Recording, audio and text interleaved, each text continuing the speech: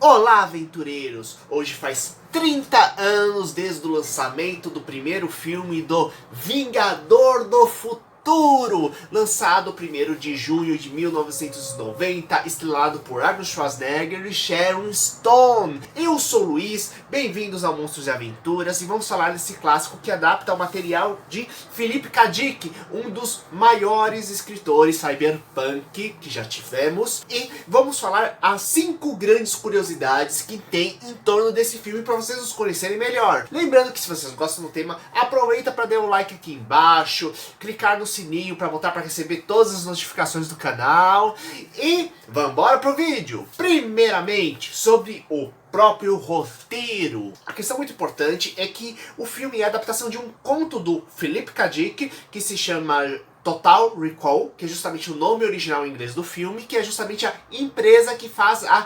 manipulação de memórias. Recordando um pouquinho o roteiro, a sinopse geral do filme, que também acaba sendo a do conto, é que temos o Arnold Schwarzenegger interpretando uma pessoa que quer, para dar um ânimo mais para a vida, ela acaba contratando uma empresa para criar férias virtuais dentro da cabeça dele, criando toda uma trama, uma história que ele pega e coloca como se fosse um filme virtual colocado na cabeça dele, como se ele tivesse vivido aquilo como um grande ator. Só que ocorre que ele descobre que essas memórias tem relação com memórias reais que estavam ocultas na cabeça dele e que o governo tinha apagado dele anos atrás. Então temos toda uma série de perseguições que acontece. A primeira meia hora do filme é basicamente o conto transliterado pro cinema, e a partir de então ele desenvolve toda uma trama que inclusive dialoga muito com as outras histórias do mesmo escritor, que no caso do filme ele acaba indo para Marte, lutando numa grande rebelião, envolvendo toda uma mega elite que controla os recursos naturais extremamente escassos do planeta e que mantém os mutantes que ocorreram, já que estamos falando de humanos vivendo num ambiente químico e gravitacional totalmente diferente. Então eles são meio que a periferia da sociedade, esses mutantes. Então ele tem que pegar e acabar com essa mega concentração de recursos naturais que existe. Então temos a questão de governo manipulando memória, temos a questão de policiais que são enganados pelo governo, temos a super concentração de recursos, uma marginalização daqueles que são doentes. Então uma trama fantástica, muito bem elaborada, e como vocês viram, ele dialoga muito com outras histórias, tanto que esse conto, ele está nesse livro Realidades Adaptadas, que ele tem basicamente 7 contos diferentes que viraram filme do Philip K. Dick. Então é uma reunião de contos que deram origem a diversos filmes, o que inclui, além do Vingador do Futuro, o do Minority Report, O Vidente, Agentes do Destino, O Impostor, O Pagamento e Screamers. Então, sim, gente, 2 clássicos que eu amo também, que são O Pagamento e O Pagamento e Minority Report, são também criações do Philip K. Dick. Tanto que vocês vão ver que essa questão de manipulação de memórias é um tema recorrente, e que mesmo com o título do livro ser Realidades Adaptadas, é justamente pelo Philip K. Dick sempre falar do questionamento da natureza da sua realidade e da sua própria identidade, que é feito pelos personagens, né? Então esse processo de reflexão em que os personagens refletem sua própria natureza sobre o que eles estão fazendo, sobre aquilo que é passado de informação para eles, o quanto eles acreditam e fazem aquilo que eles estão fazendo, e o quanto foi imposto para eles sem que eles perceberem para acreditar nisso, é uma coisa extremamente trabalhada nas obras do autor. A segunda curiosidade é sobre o Arnold Schwarzenegger, que é a grande estrela desse filme, que é o seguinte: esse filme ele é lançado no mesmo ano também que Um Tira no Jardim de Infância. Então é uma coisa muito do Arnold Schwarzenegger, ele sempre tentar equilibrar os filmes que ele faz de ação desenfreada dele, também com aqueles mais alegres, com aquela coisa do grandão, bonachão. Tanto que é engraçado que sempre acaba dialogando um pouquinho com a ação também no processo.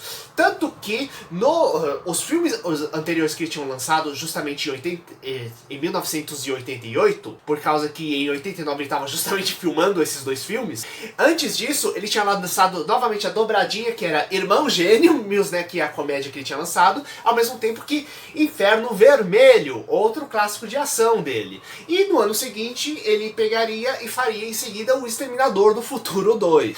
Então a gente já... E uma outra curiosidade é que essa não é a primeira distopia do Arnold Schwarzenegger, mas que antes disso ele fez um filme que é a adaptação de um material justamente do Stephen King, que é O Sobrevivente, um livro que ele, inclusive, Stephen King escreveu com outro nome para poder pegar e escrever ficção científica sem cobrança nenhuma, né? E que esse O Sobrevivente é outra obra também de crítica social, no qual Arnold Schwarzenegger interpreta um policial que se recusa a atacar a população durante uma manifestação e por isso ele é preso e acaba sendo jogado numa grande rede de jogos que é utilizado pelo governo através das redes de televisão para distrair a população enquanto o mundo fica num caos praticamente. Prosseguindo, a terceira curiosidade. O diretor desse filme, ele é o mesmo diretor do Robocop, sendo que aparentemente foi um dos motivos pelo qual botaram para dirigir esse filme, e ele posteriormente escreveria o Tropas Estelares, o que é bem interessante, que são outras duas obras que envolvem também toda essa crítica que envolve a reflexão sobre a natureza da atividade policial, de um lado atividade policial e do outro atividade militar ainda por cima, o que é bem interessante. A quarta curiosidade é que esse filme ganhou um Oscar, sim! Ele ganhou um Oscar de efeitos especiais, sendo que além disso ele teve ainda indicação, ele ganhou em 1991 o Oscar justamente de efeitos visuais. E envolvendo essa questão técnica, uma outra coisa interessante é que a parte de Marte ela é baseada realmente em fotos reais em cidades reais do México, em fotos reais de Marte, e as partes urbanas do filme são feitas na cidade do México, o que é muito legal.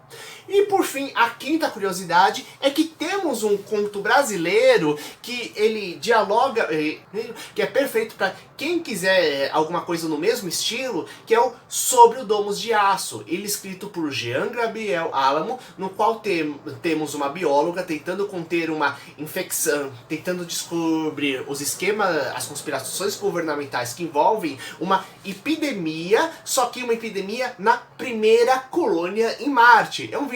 É um conto brasileiro, curtinho, que está inclusive disponível gratuito, que está inclusive disponível na Amazon na forma de e-book. E vocês gostaram? E vocês já assistiram esse filme?